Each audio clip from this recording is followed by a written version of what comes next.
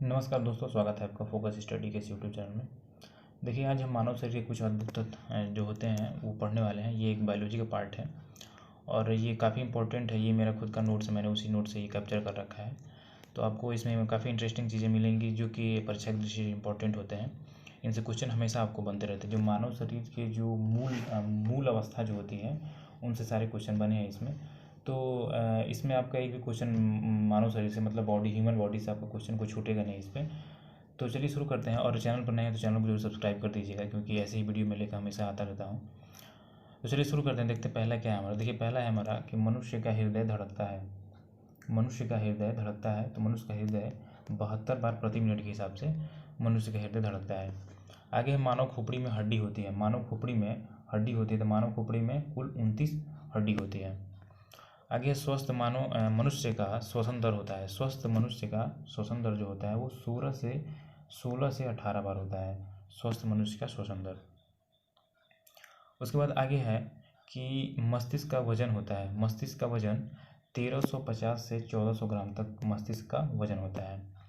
उसके बाद मस्तिष्क का बड़ा भाग, मस्तिष्क का जो है उसका बड़ा भाग जो होता है उसे क्या कहते हैं, उसे प्रम मस्तिष्क कहते हैं और इंग्लिश में सेरेब्रम कहते हैं। प्रम मस्तिष्क और इंग्लिश में सेरेब्रम।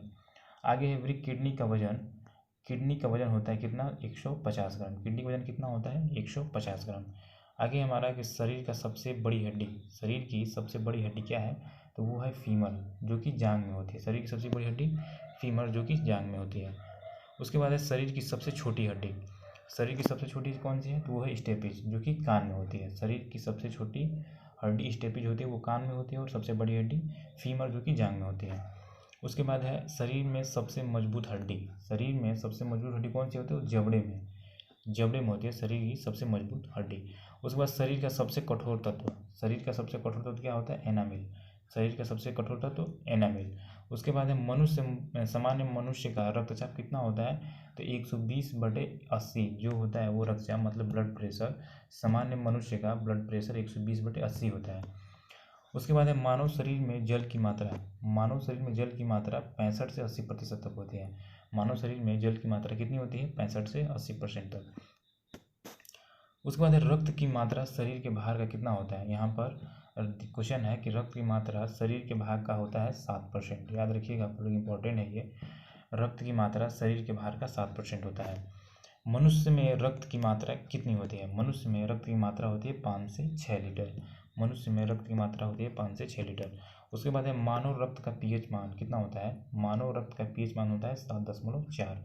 मैं पीएच मान पर भी एक सेपरेट वीडियो बनाने वाला हूँ, तो जिसमें आपको हर चीज़ के पीएच मान आपको उसमें दिए रहेंगे। पानी का, जल का, पेशाब का, ब्लड का, दूध का, सिरका का, सारे पीएच मान मैं एक ही वीडियो में कंपाइल तरीके से बनाने वाला हूँ। तो आपसे रिक्वेस्ट है कि अगर चैनल पर नया हो तो चैनल को जरूर सब्सक्राइब कर लीजिएगा, क्योंकि कोई भी वीडियो डालूंगा तो उससे आपको नोटिफिकेशन मिल जाया करेगी। देखिए आगे है रक्त को शुद्ध करता है। रक्त को शुद्ध कौन करता है, तो रक्त को शुद्ध किडनी करता है। उसके बाद लाल रक्त कण का निर्माण होता है। लाल रक्त जिसे आरबीसी कहा जाता है, उसका निर्माण कहाँ होता है, अस्थि मज्जा में। लाल रक्त कण का निर्माण कहाँ होता है, अस्थि मज्जा में। उसके बाद है लाल रक्त कण का जीवन काल, बहुत ही इंपॉर्टेंट है ये भी। लाल रक्त कण का जीवन काल 120 से 120 दिन का होता है। उसके बाद है श्वेत रक्त कण, जिसे WBC कहा जाता है, उसे श्वेत रक्त कण का जीवन काल 1 से 4 दिन का होता है। उसके बाद है श्वेत रक्त कण को कहा जाता है, श्वेत रक्त कण को क्या कहा जाता है, तो ल्यूकोसाइट कहा जाता है श्वेत रक्त कण को। उसके बाद लाल रक्त कण को कहा जाता है तो एरिथ्रोसाइट। लाल रक्त कण को क्या कहा जाता है, एरिथ्रोसाइट लाल रक्त कण को कहा जाता है। आगे क्वेश्चन है शरीर का ताप नियंत्रक, जो हमारे बॉडी का टेम्परेचर कंट्रोलर होता है उसे हाइपोथैलेमस ग्रंथि कहते हैं। हमारे शरीर का जो ताप नियंत्रक होता है, जिसे बॉडी टेम्परेचर कंट्रोलर कहते हैं, उसे हाइपोथैलेमस ग्रंथि कहते हैं। देखिए आगे है सर्वदाता समूह क्या है, तो ओ है। सर्वदाता समूह ओ है और सर्वग्राही समूह ए बी है। उसके बाद आगे देखते हैं। आगे है हमारा फाइलेरिया रोग किसके कारण होता है। फाइलेरिया रोग किसके कारण होता है, वो कृमि के कारण फाइलेरिया रोग होता है। शरीर के किस अंग में आयोडीन संचित रहता है। शरीर के किस अंग में आयोडीन संचित रहता है, थायराइड ग्रंथि में। ये सारे कंसेप्चुअल क्वेश्चन है, बहुत ही इंपॉर्टेंट है एग्ज़ाम की दृष्टि से ये। तो और एक पार्ट में बनाने वाला हूँ इस पर, मानव शरीर पर। वैसे तो खैर इसी वीडियो में सारे कंप्लीट हो गए हैं जो मेन टॉपिक है आपके। तो चैनल पर नए होंगे तो सब्सक्राइब जरूर कर लीजिएगा चैनल को। देखिए आगे देखते हैं। आगे है रक्तचाप मापने का यंत्र। जो ब्लड में प्रेशर मापने का यंत्र होता है उसे स्फिग्मोमैनोमीटर कहा जाता है। उसे क्या कहा जाता है? स्फिग्मोमैनोमीटर कहा जाता है ब्लड मापने के यंत्र को। उसके बाद ब्लड बैंक कहलाता है। ब्लड बैंक क्या कहलाता है? तो ब्लड बैंक प्लीहा कहलाता है। प्लीहा, उसे इंग्लिश में स्प्लीन कहते हैं, तो ब्लड बैंक प्लीहा कहलाता है। उसके बाद भोजन का पाचन प्रारंभ होता है। भोजन का जो पाचन होता है वो कहाँ से प्रारंभ होता है? तो मुख से भोजन का पाचन का प्रारंभ होता है। उसके बाद पचे हुए भोजन का अवशोषण होता है। पचे हुए भोजन का अवशोषण छोटी आंत में होता है। पचे हुए भोजन का अवशोषण छोटी आंत में होता है। पित्त स्रावित होता है। क्वेश्चन है हमारा, पित्त स्रावित होता है, तो पित्त स्रावित होता है यकृत द्वारा। पित्त किसके द्वारा स्रावित होता है? तो यकृत के द्वारा। उसके बाद विटामिन ए संचित रहता है। विटामिन ए संचित रहता है यकृत में। विटामिन ए कहाँ संचित रहता है? यकृत में। उसके बाद शरीर की सबसे बड़ी ग्रंथि कौन सी होती है? लीवर, जिसे यकृत कहा जाता है, वो शरीर की सबसे बड़ी ग्रंथि है। उसके बाद है कोशिका के कौन से भाग को आत्महत्या की थैली कहा जाता है? कोशिका के कौन से भाग को आत्महत्या की थैली कहा जाता है? तो वो है लाइसोसोम। बहुत ही इंपॉर्टेंट क्वेश्चन है सभी, सब मेरे नोट्स के हैं। तो देखिए कोशिका के कौन से भाग को आत्महत्या की थैली कहा जाता है? वो लाइसोसोम को। उसके बाद आगे है खसरा रोग का कारक होता है। खसरा रोग का कारक कौन होता है? तो वो है विषाणु। खसरा रोग का कारक कौन होता है? विषाणु। उसके बाद किस विटामिन की कमी से बच्चों के अंगों की अस्थियां मुड़ जाती हैं? तो विटामिन डी की कमी से, जिसे रिकेट्स कहा जाता है। तो इसी कमी के कारण बच्चों की अस्थियां जो होती हैं वो मुड़ जाती हैं।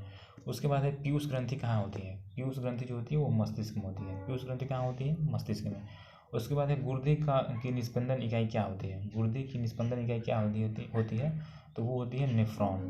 गुर्दे की स्पंदन इकाई क्या होती है? नेफ्रॉन।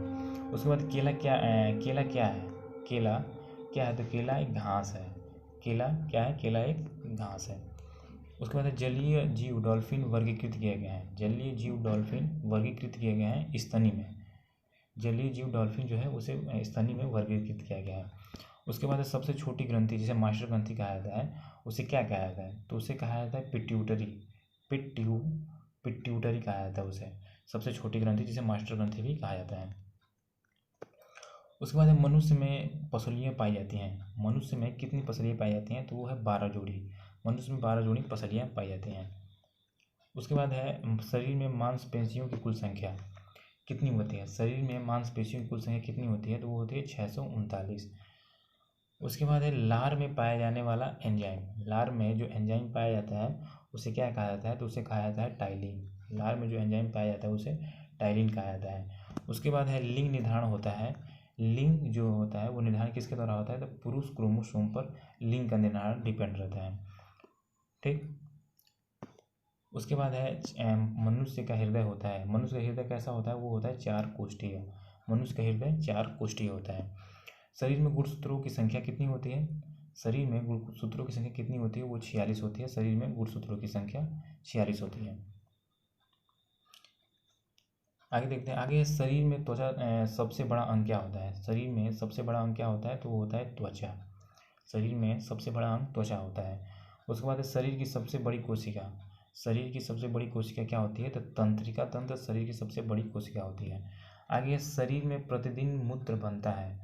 शरीर में प्रतिदिन मूत्र बनता है तो वो 1 से 1/2 लीटर मतलब कि 1.5 मतलब 1.5 लीटर तक लगभग शरीर में मूत्र बनता है। उसके बाद है मूत्र में दुर्गंध देता है। मूत्र में जो दुर्गंध जो स्मेल आता है वो किस कारण आता है? तो यूरिया के कारण जो होता है मूत्र में दुर्गंध होता है।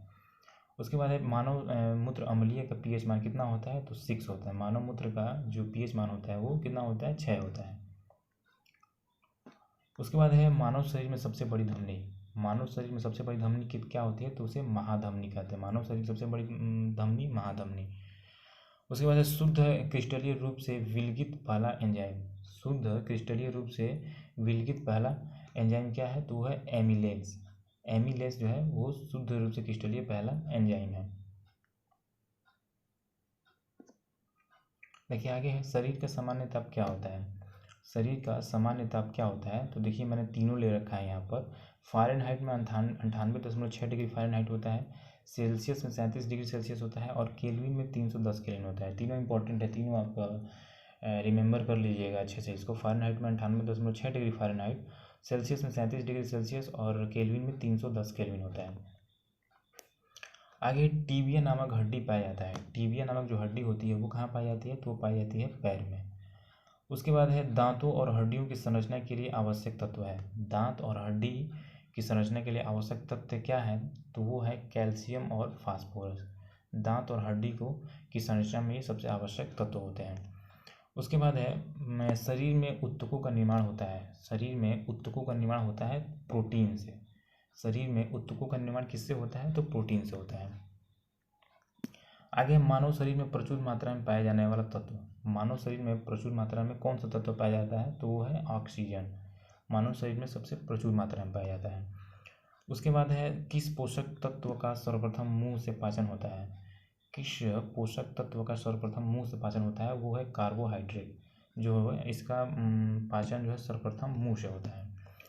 आगे देखते हैं शरीर में मास्टर ग्रंथि किसे कहा जाता है? अभी आप लोगों ने जाना पिट्यूटरी को शरीर में मास्टर ग्रंथि कहा जाता है। उसके बाद है आप मानव शरीर में उपरोस्थि को कहाँ पाएंगे? आप मानव शरीर में उपरोस्थि को कहाँ पाएंगे? तो जांघ में। ठीक है। आगे है ऑप्थाल्मिक संबंधित है। ऑप्थाल्मिक जो होता है वो आँख से संबंधित होता है।